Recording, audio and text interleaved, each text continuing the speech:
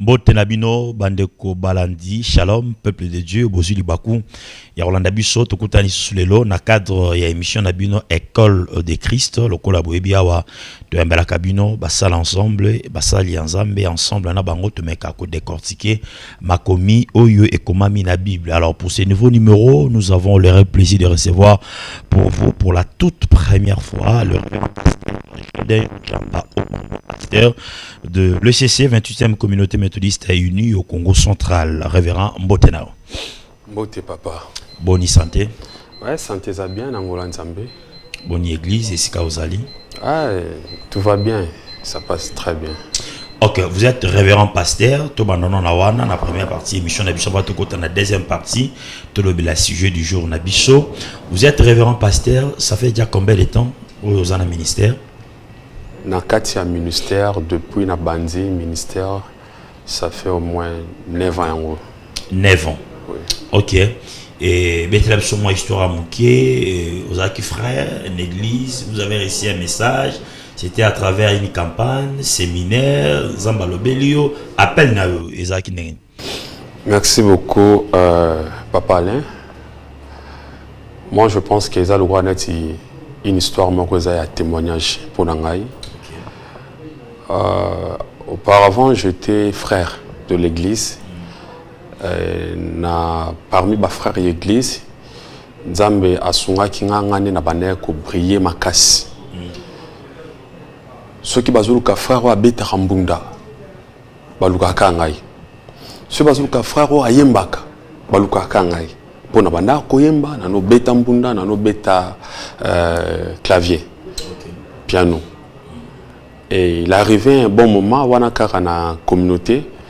Ils allaient na frère moko yepesa comment déjà pasteur. Abane ko changa vraiment moi vie dure.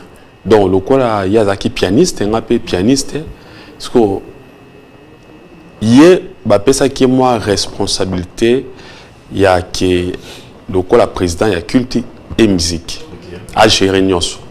Et il y a un moment où il choral na biso il presté il faut akatani ni ba fil donc basinga voilà parce que ibanesko ko tungisa donc moi na sera que e betel ya ye na ya ngai bato babane ko apprécier mingi ya ngai OK parce que bato ba comment ko attirer attention mingi envers ngai parce que créer qui mutema mabe parce que le frère a commandé déjà pasteur sikoyo a comment meninga vraiment donc ba katama donc ba vidir mon na quatre église ndia na ki ko décider na longo na ngai talaka na époque ana tozala na ba frère Nzonzinger OK obeti voilà ko écoutana que na ki une église moko na Kasavup na pasteur moko aza Moluba ce qui a zolanda vraiment na zo PC Mbote pasteurisé Ezekiel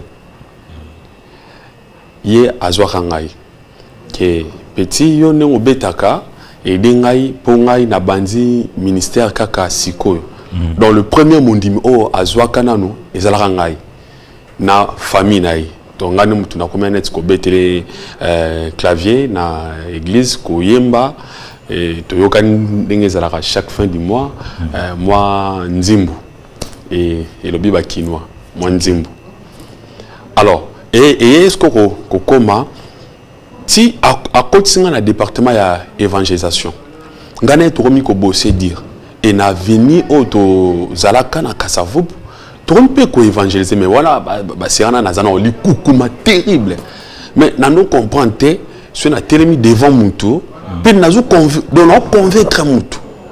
Pe mutu peut donc accepter ayer pe l'église et tellement le pasteur à question pas à qui homme de parole puissante vraiment le Seigneur baneko utilisé et moi namto akangami si to yaki ko koma na 100 membres na kati ya église et na ko former groupe ya adoration et ngamo na zaki le président et il y a ko koma le pasteur à question à chaque fin du monde to yokanaka a pesangate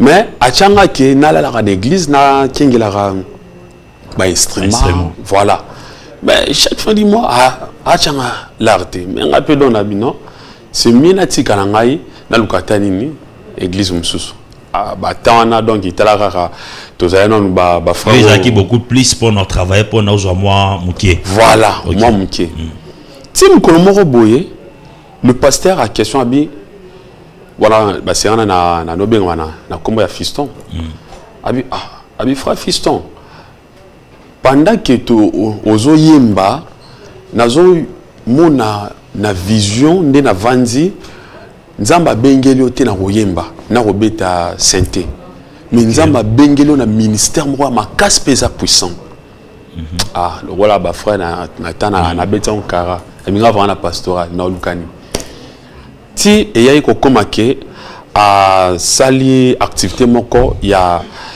retraite retraite moko to kota ki jeune et prière il y a pendant 7 jours bon na bana ko foka mais le roi donc il n'a pas obligé on a na la can église ils allaient pour na la occasion mo ki batum so pe bala la to mona na parce que na katia ba il y a prière to koma ki 7e jour té 5e jour namoko na katia prière na moni mutu moko alata elamba ya pembe atelema liboso na ngai atema liboso na ngai na mutu na ye nuage ekangi ye makolo na ye eyemona na te nuage pe ekangi ye mais oyo namona ye kaka maboko na voix na ye ezalaki na botuto na moi nous aki pendant la prière l'air ezala moment ya pause wana na botu na kati ya vision nazomona e mutana azopesanga eloko moko ezaki ya or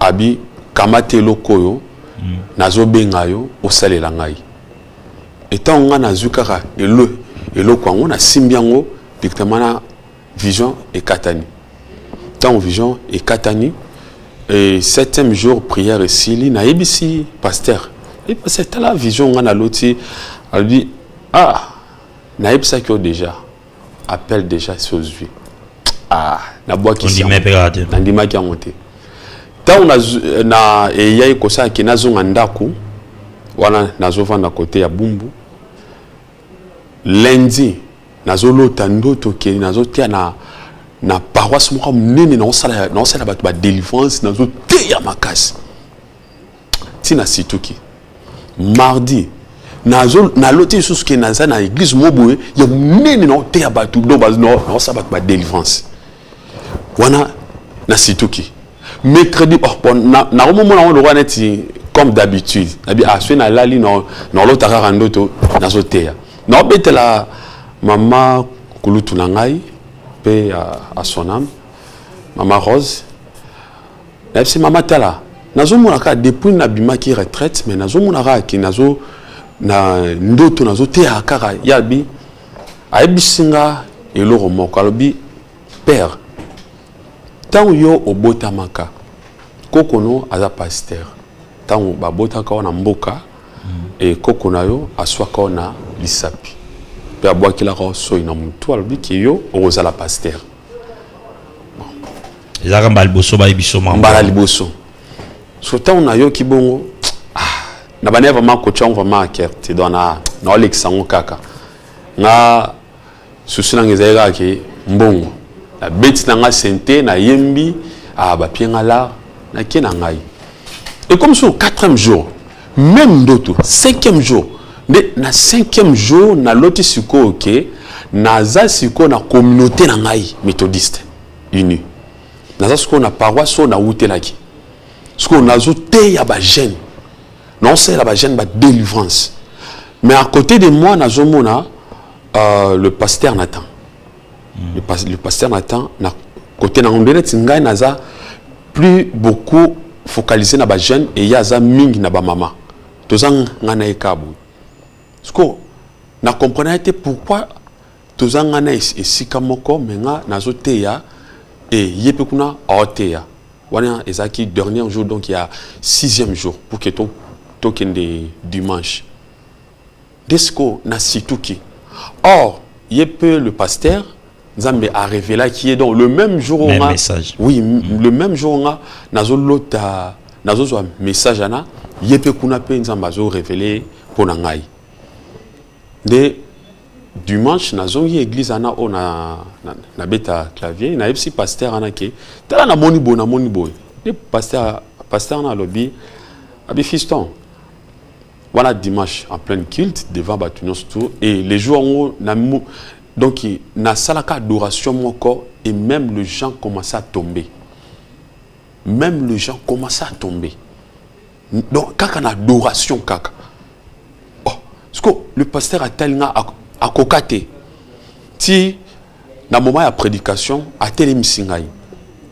Abi église na yeb sarabino pour na sujet à frère. Dieu m'a montré pour nae. Mais ngai na banaye ko bloquer na PC l'arte pour na mona ke azana likabo moko nzambe kati ne me yemoko ayeba kité. Donc aza ko se baser plus beaucoup na o etali ba bien matériel. Or il faut se baser sur le si na o etali la spiritualité. Mais nazo pesaye et l'or moko. Si on appelle ce bilama ba veste pour yemo azaki pasteur sa père azui Bible numéro nini Nouvelle Jérusalem nini vraiment appel singai ya sika abi oza Bible o ngamo na meditaka na pesio ministère oyo monaki ngana eko confirmer na pesio mona peso bilamba ezate na peso mbongo ezate na peso ka o ko pesa ka appel singai a Samuel pona ngai bwana na samtema nazo nyonga na bi avieyo ya donc si là nous ano ko bloquer nga ezaka ne pona ka biblo na nyonga kama bi si église mais na nyonso wana quand est-ce que yo moko ya ko la convaincu que non il faut na saela nzambe na nyonso wana tant on a qui ko la convaincu c'est alors que lorsque na monaki pasteur Nathan ayo lukangai. Donc on est le Saint-Esprit comme ko tungsai ayo ko lukanga na église na o na Zalaki. OK. De aye abi frère Yaka Nandaku to solo. Na kepe Nandaku to sololi abisinga Dieu m'a parlé pour na yo.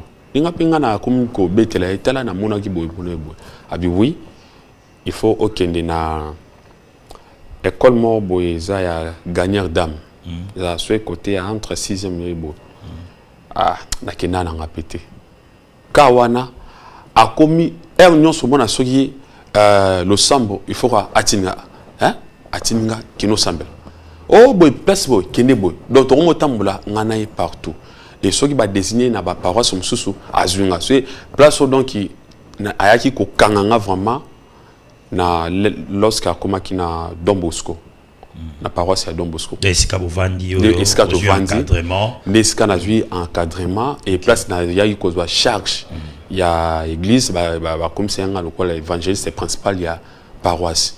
OK, merci. En tout cas histoire moko moulayi parce que lelo tozomona mutalala la muki akomi pasteur mutalala la muki akomi Thomas akomi Mosakoli tout ça. Or que pour na okoma c'est toute une procédure il faut réellement nzambe abenga yo pe et la confirmer pas ba oyo baza encadré to pe ba père spirituel. Bon, rapidement na lingi to kota vraiment na sujet na biso et alelo les adorateurs que le père demande. Sujet yo ezoloba mamingi na église, sujet yo ezo salema mingi na église. Alors l'autre nga un peu te meka ko décortiquer bikambo wana les adorateurs que le père demande. Alors avant de rentrer en profondeur, les adorateurs, qui est un adorateur na cadre ya biso ya église? Na cadre na biso ya église un adorateur aza mutoyo ami pesaka trop na service ya Nzambe. Un adorateur aza muto azalaka toujours na présence ya Nzambe. Un adorateur aza mutoyo a memaka batu na nzela ya Nzambe. Donc un vrai adorateur aza oyo a se focalisaka plus beaucoup na o etali la spiritualité et non la chair.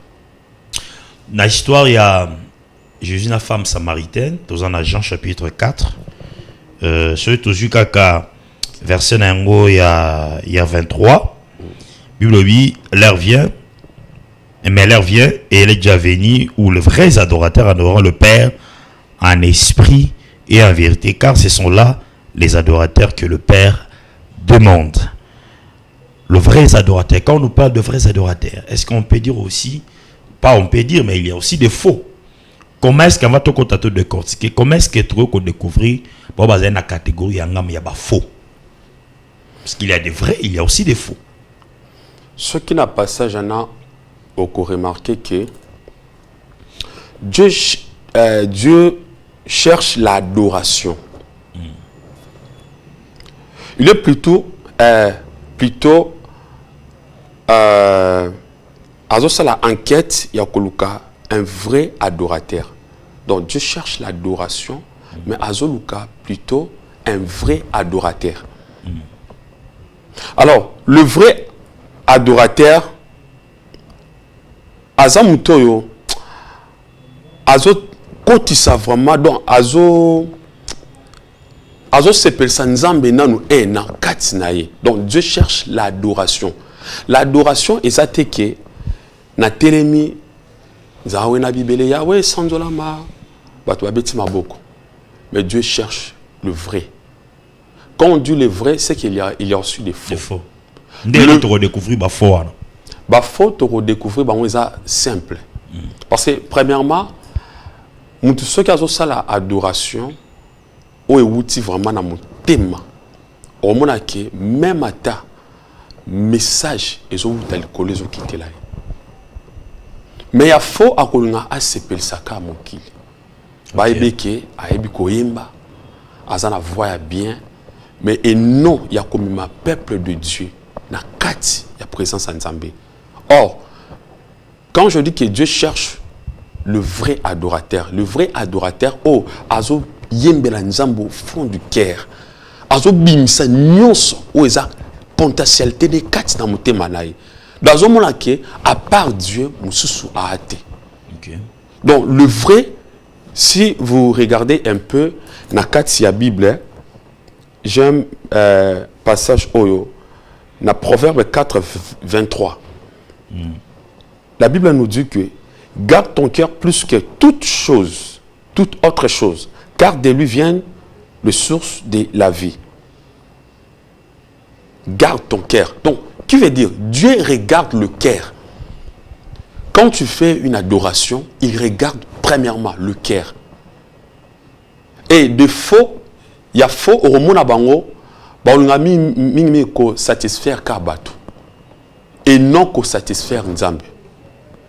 Or que Dieu aime l'adoration, mais il cherche le vrai. Le vrai adorateur, c'est qui bato bazali ko adorer Nzambe en esprit. En esprit. Jésus insiste à travers sa conversation avec la femme samaritaine. Jésus insiste sur bato bazali ko adorer Nzambe en esprit et en vérité. Comment vous expliquez ça? Adorer Dieu en esprit et en vérité. Adorer Dieu en esprit et en vérité. Car Dieu est esprit, il faut que ce qu'il adore, l'adore en esprit comme la Bible est précisée. Quand on dit adorer Dieu en esprit, donc ce sont des adorateurs au baza copé premièrement l'importance de Nzambe. Au baza, on a toujours la présence de Nzambe. Je peux être là, je suis en train d'adorer Dieu en esprit. Donc, nazo adorer na motima nangai. Na katia kondima nangai. Nazo pe sa importance na Nzambe. Raison pour laquelle la Bible nous dit, cherchez premièrement les royaumes des cieux. Donc, tout d'abord, Dieu a la première position. Dieu a la number one na makamnyonso. Nazo pe sa l'importance vitale et pas na Nzambe. Donc, ça, donc, relation avec Nzambe, eza bomoko. Eza yakokabwanate. C'est un esprit. Par rapport à l'adoration, vous allez remarquer, la femme samaritaine, comment est-ce que tata na bango bamonda ko adorer. Si j'ai ébissé, moment où ils allaient ni na montagne, ni na Mogarizim, ni na Jérusalem. Et na moment où tous allés. tout le monde a battu mususu bakendaka ba mangengenge bakendaka ba luzizila pour la koluka nzambe pour na ko adorer nzambe. Et comment analyse nous ça par rapport à la réponse à Jésus à lobi qui est dans moment où eza ni na montagne ni na Jérusalem mais nzambe azoluka nde ba ko adorer na esprit paix en vérité. Au moment actuel, est-ce qu'il y a un lien approprié pour na ko adorer nzambe par rapport il y a réponse à Jésus na femme et pas femme samaritaine? Il y a un lieu approprié. Quand Jésus a répondu à qui femme samaritaine qui est sous ngomba te, qui veut dire le sali ezo wutateka ke soki na matingomba de nzambe a yokela ngai. OK. Et ça ne belem so ba mataka ngomba mais mitema na bango soki ça bien te nzambe pe a yokela ote. Lié principal au nzambe a yokela ramutu et ça motema. OK. Na koye ko matato pe na koye ko matate. Mais soki kaka na motema na ngai nazo pesa non importance dans nzambe, c'est l'adoration. Na motema na ngai na pesa non priorité non nzambe, c'est l'adoration. Ce n'est pas que na bati na ngomba ne na fukami na beleli nzambe ndai a yokinga. Il y a des fois belé ba kenara mais na motema mon côté akeya bondeli mais lorsque zongi moi likamoro et commis abungsi foi nae. Donc na lo samweke ya ofele. OK. Or Dieu regarde plutôt le cœur. Et na kati ya motema na onde oyoki na proverbe abi garde ton cœur plus que toute chose. Pour na kati ya motema na Matthieu 15 19 balbi car c'est du cœur que viennent les mauvaises pensées, le meurtre, les adultères, les impudicités, les vols, les faux témoignages, les calomnies. Donc qui veut dire na kati ya motema nde makampe ya bien eyaka. Na kati ya motema donc le cœur eza lokola neti sanduku makambo nyonso. Alors na kati ya sanduku wana soki ofandisi nzambe, raison pour laquelle la Bible na Apocalypse la Bible je me tiens à la porte, je frappe et si quelqu'un écoute ma voix, qu'il l'ouvre. Donc qui veut dire l'adoration au fungoli kaka ya koti a ko changer nyonso ya finayo. Donc Dieu azako tala ming le cœur. Mais comment expliquer tout ce monde à l'élo dans certaines églises, aux hommes adoration est commis beaucoup plus na ba oyo bazali ko kamba ba leader ba pasteur ya église au lieu que adoration à l'adresser pas une ensemble mais bangonde ba komi ko zo adoration c'est-à-dire ba komi ko kumisa bango et na ba musika msu ba komi ko gumba mela bango ba komi ko pesa bango honneur nyoso wana esengeli ba pesa nzambe tandis que celle Jésus ndi azo mériter adoration ya solo to ba ke bato wana pe bazali classé parmi les faux. Ce qui ozo monake mutazo pesa honneur na mutu ils a déjà faux parce que babi les vrais adorateurs adoreront le Père en esprit. Quand on dit adoreront le Père en esprit, or au commencement Dieu créa l'homme, donc Dieu créa un être humain. Abi faisons l'homme à notre image. Donc qui veut dire l'homme tout entière a sa image Yanzambe. Si Dieu est esprit, c'est que l'homme aussi doit être un esprit. Raison pour laquelle Job a lobby, en réalité dans l'homme, c'est l'esprit. Donc la personne donc a zone ngaki a s'appelle ça mutuana pour que mutuana a adoré. Non. La Bible nous dit on ne se manque pas de Dieu. C'est qu'un homme aura semé, il moissonnera. Donc eza le roi neti au comme si mutu lokola nzambe.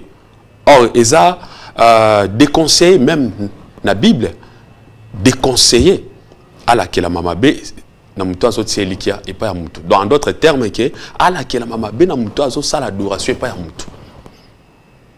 L'adoration eza ko mériter car na yemoko yemei Jésus-Christ. Na mutu mususu te car Dieu est esprit. Et ceux qui veulent l'adorer, qu'il adore en esprit. Tout d'abord en commençant par l'esprit. Tu ne peux pas être à l'image de Dieu sans pourtant être un esprit. Vous comprenez? Donc, c'est qu'un vrai adorateur, il faut d'abord azala un esprit. Là, c'est pas que tout homme qui s'approche devant les trônes se ressemble à celui qui est assis sur les trônes. Donc, à chaque moment que on a s'approcher na trône Nzambe, on a qu'on se ressemble penaye.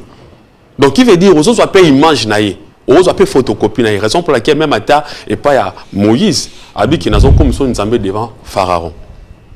Donc, il y a ceux qui adorent Dieu, mais particulièrement les athées. Et là, quand on est un esprit là, on va comprendre raté. Bango va bien adorer Zambeza qui est une église, ayembi, quand on va qui est bandeli. Mais pour que nous comprendre sur cela, comme on a dimension, il y a quoi adorer Zambé en esprit. Quels sont les préalables? Qu'est-ce qu'il faut? Merci. Pour que nous comme on a dimension, il y a quoi adorer Zambé. Il faut d'abord mutwana azala mutu vie de prière. Deuxièmement, mutwana il faut azora tanaye toujours la présence en Nzambe. Ma bolongo naye. Azala un homme de prière. Voyez le roi net Daniel. Et si vous voyez l'histoire de Daniel dans la Bible, on nous montre que Daniel il priait 3 fois par jour.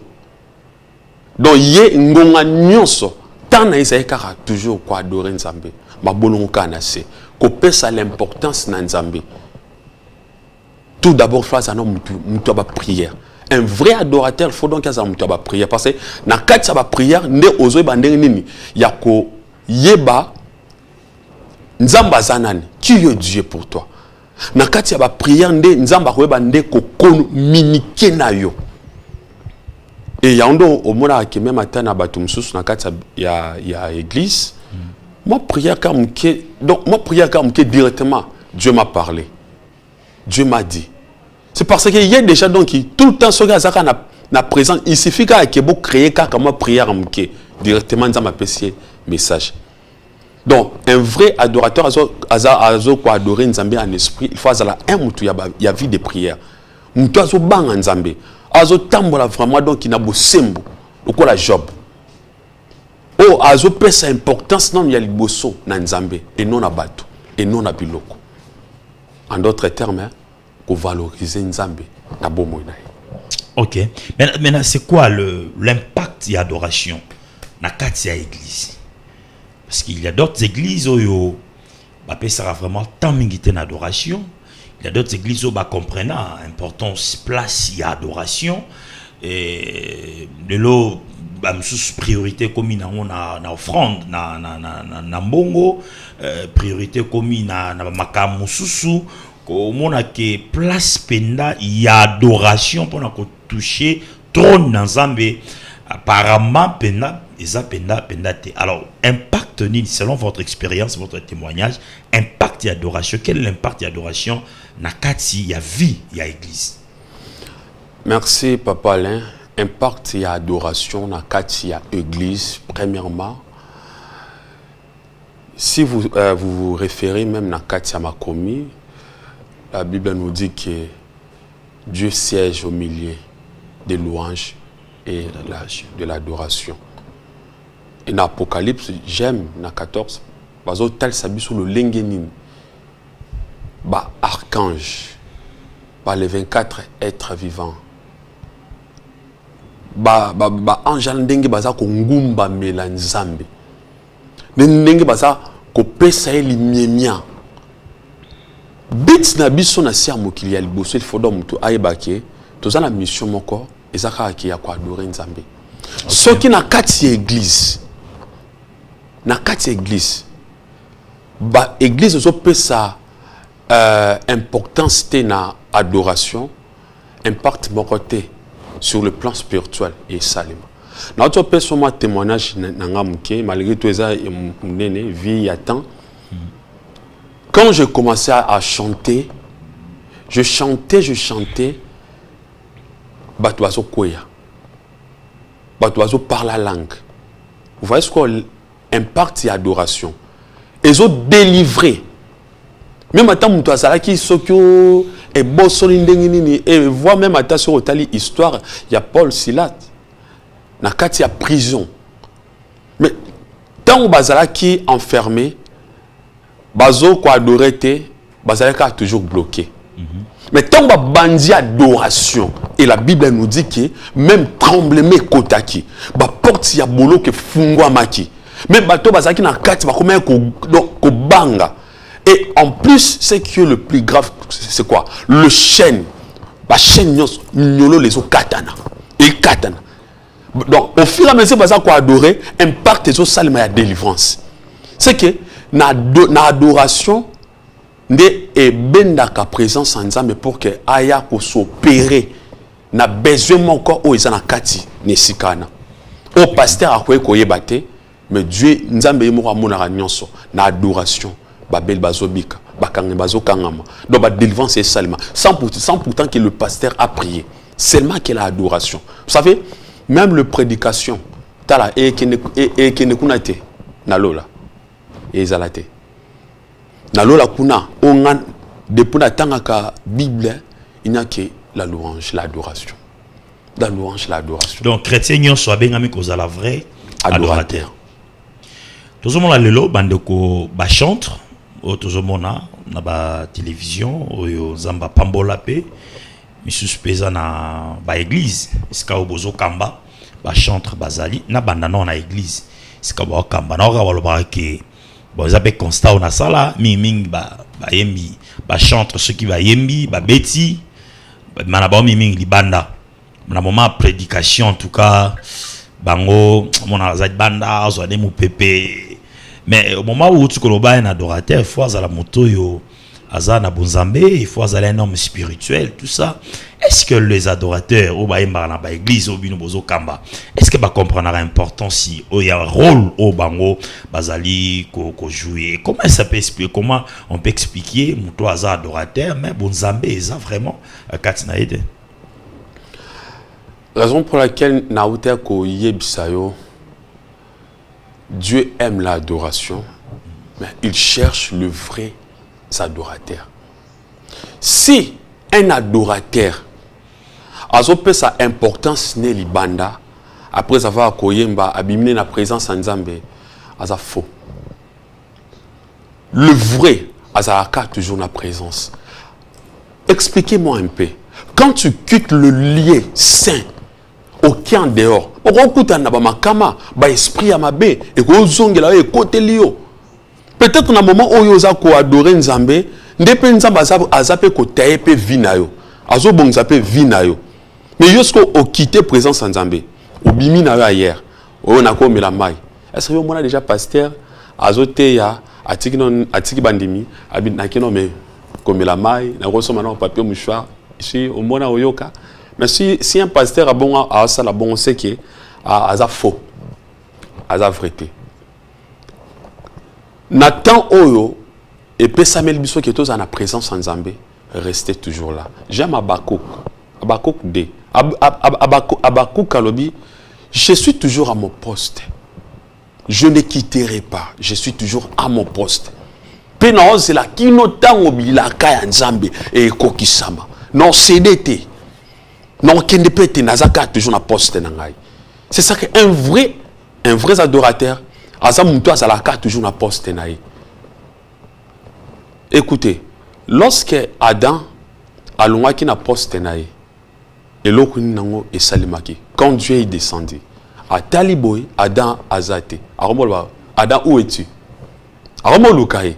Pour Abi qui na lié oyo, Adam akum sarangai, de na kuta na ranaye. Na kata y a adoration.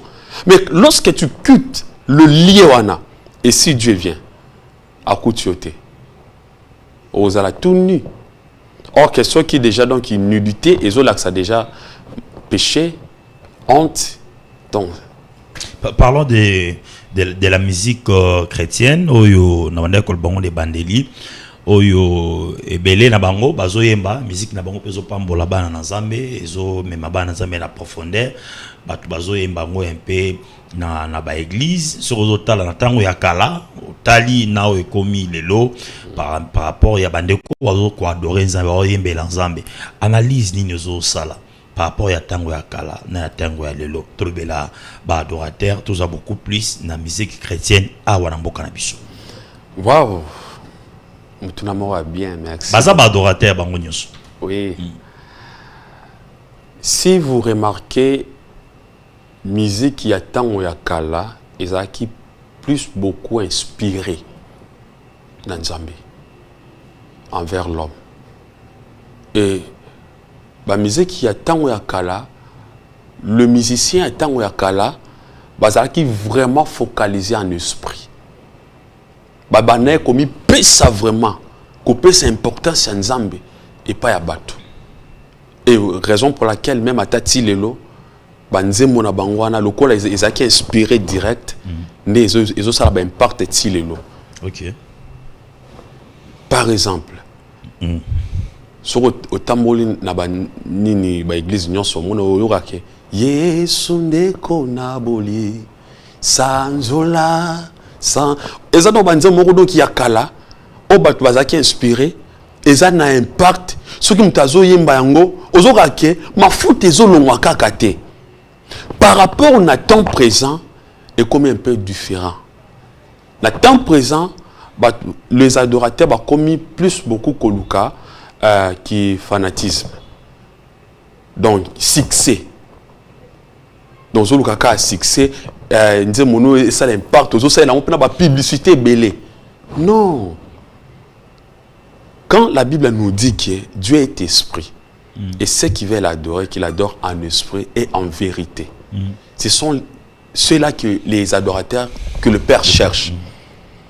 Alors, ceux qui ne sont pas monio, quand c'est que ceux qui ne sont pas pécho d'amaz ou outil, il y a le colon qui transmettre en haut. Et si l'angala, jamais. Il y a les lots, comme on a succès. Et raison pour laquelle Zembo bat do ba kobim sa Nzembo lelo et celle que moi succès moi ya tamke et puis si donc ya mtamke pe limwe et sili nango bato babosani mais na l'église et beta makaya o ya kalana. Je me rappelle que donc il tant biso tozo bana mona prélude ya liboso to banara Yesu ndeko na boli chaque église prélude ya liboso babanaka yangwana.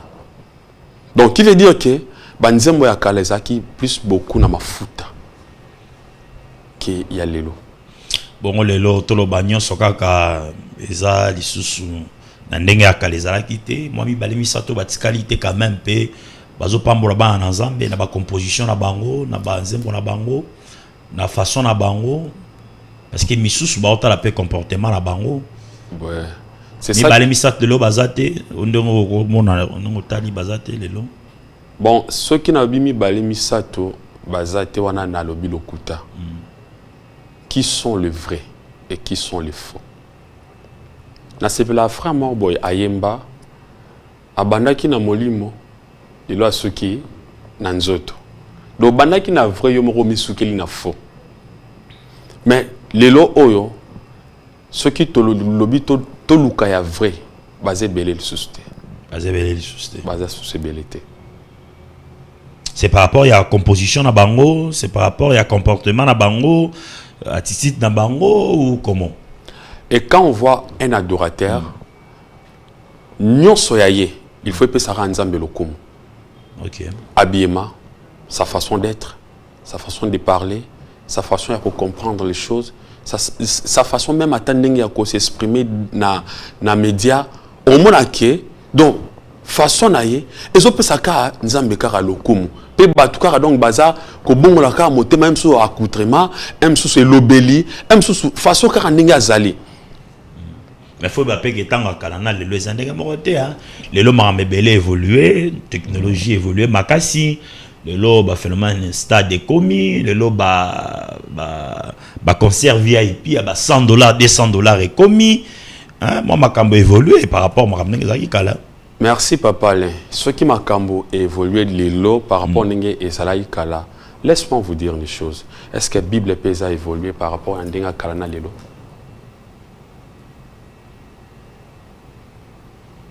Ah, moi je comme un point d'interrogation. Qui veut dire quoi? Dieu ne change pas. Il est toujours le même, hier, aujourd'hui, éternellement. Si Dieu ne change pas, c'est que même à le monde est bongwani, mais Dieu ne change pas. Donc, ce qui veut dire un vrai adorateur, il restera toujours dans la même position.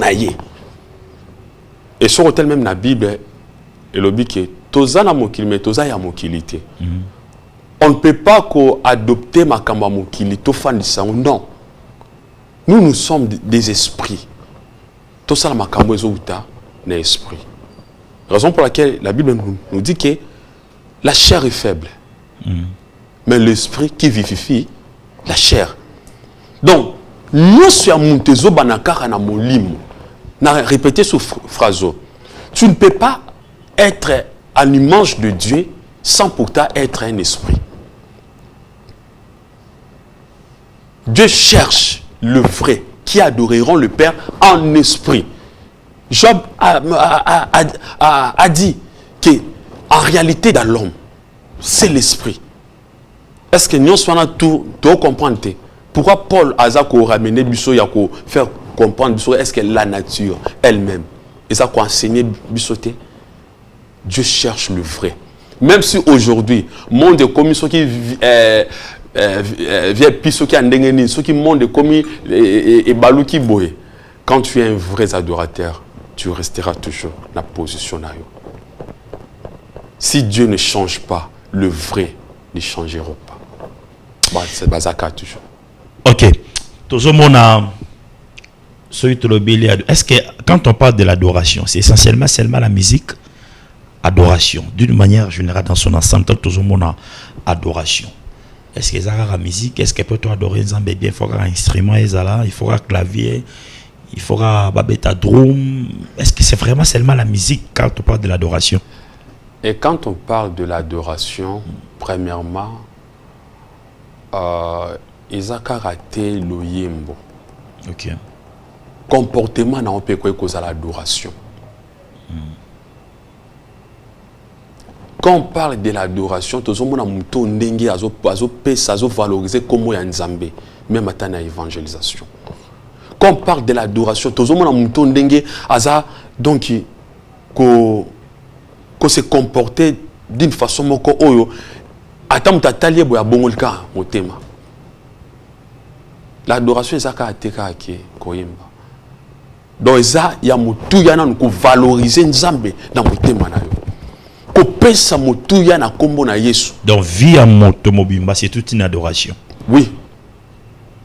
Toute ta vie, nous sommes sala, ils ont adoration.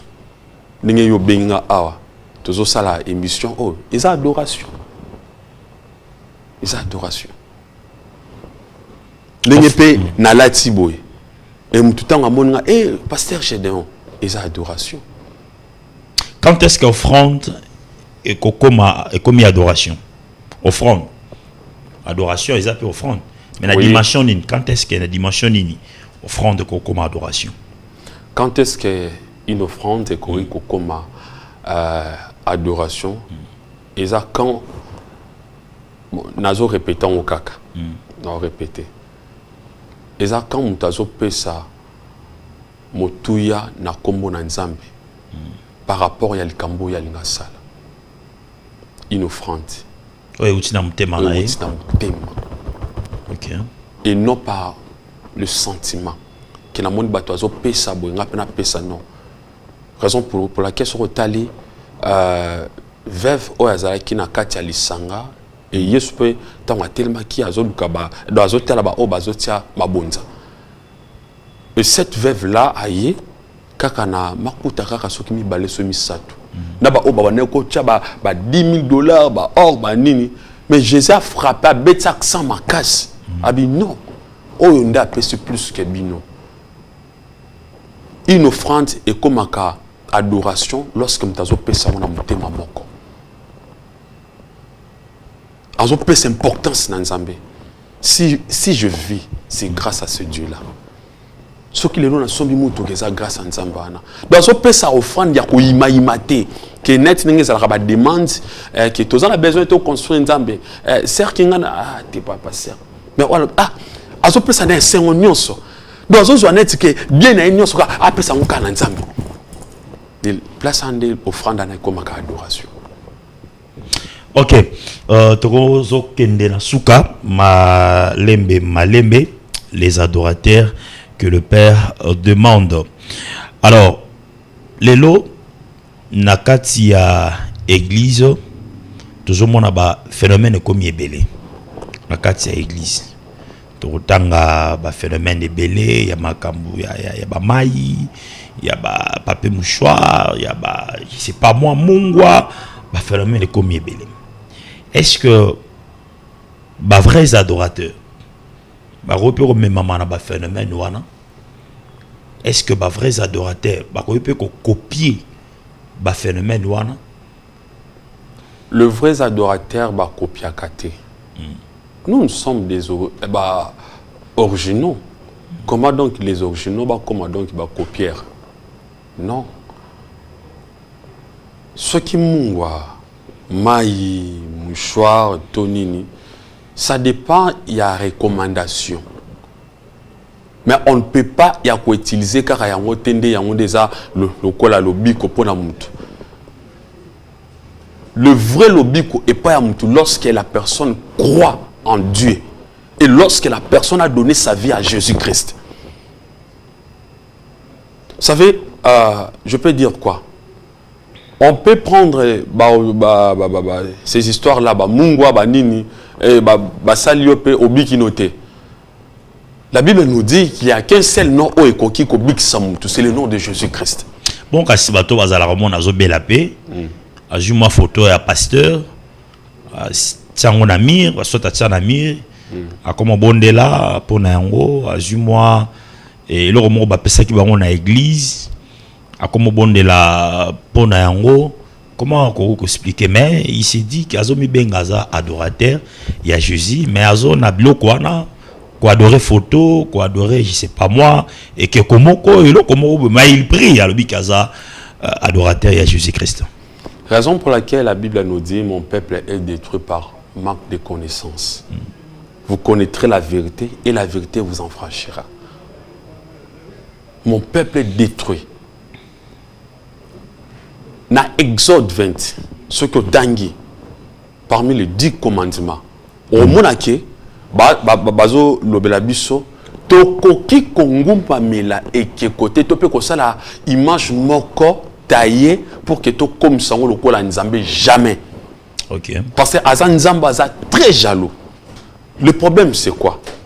Lorsque une personne a vu photo, a tient ce qui n'a mire. Il y a chambre naïe, il y a un comme le col Nzambé et comme déjà idole. C'est que nous comme si photo ana, ce qui a moussala Nzambé, je ne sais pas. Comme si on le col Nzambé naïe. Or que photo tende eko guerrier. Photo tende eko bengana ba milimo mabe. Non. Alors, nabatoana vraiment non ba comprendre l'importance ya kozala un vrai adorateur. Si la Bible nous dit Dieu cherche le vrai, qui adoreront le Père et non le photo, et non ce qui est Kieko, mais le Père en esprit. Même aujourd'hui, moi, je suis gravement malade. Il n'y a qu'un seul moyen. Invoque-moi, je te répondrai. Ce n'est pas photo non, c'est le Père. Je sais la honte. Moi, ma fouta, moi maï boyana ba maï bo bondel pona ba maï wana soit au sali moi ba maï bo sombe l'église bo tegeli batu. Pour moi pe liloba likabona nzambe ba teka ngo pété et ça gratuit. OK. To comment na suka nini oko ebisa ndeko moko oyo alandi biso peut-être même qui peine ignorance angumemela ki batu angumemela ki ekeko angumemela ki mutu or qui azali classé parmi ba faux autotikolo ba awa ayokayo azalanda de mo pa bini makambo nzambe te ayoki pete makambo tolobi esimbie na lingo ta la caméra dinoko ko ebisa caméra no yango. Merci beaucoup.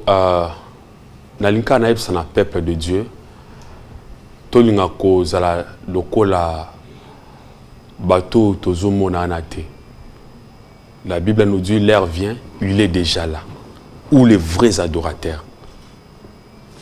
nzamba azoluka le vrai ba o baza ya solo ba yebi ko pesa importance c'est pas ya nzambe o azo pesa pema nzambo aza o azo bikisa o na ba makame belé bato wana baza ata na pouvoir moko te bakoki kosimba souffle de vie oyo eza kati na yo banga plutôt oyo akoki koboma nzoto pe na molimo ke ya kobanga moto nazo yebisa yo bima na esika wana kende koluka nzambe oyo akela likolo na se mpe nzambe wana azoluka mpe yo soko otiki kaka bafoto babikeko babiloko wana oluki le vrai aza capable de changer histoire pe ya vie na yo. C'est un Dieu oyo aza na mutema munene azozela yo na maboko ya kofungama. Il suffit ozwa décision ke na koki suko salela makambo te na landasko le vrai akoki ko laksanga la vérité.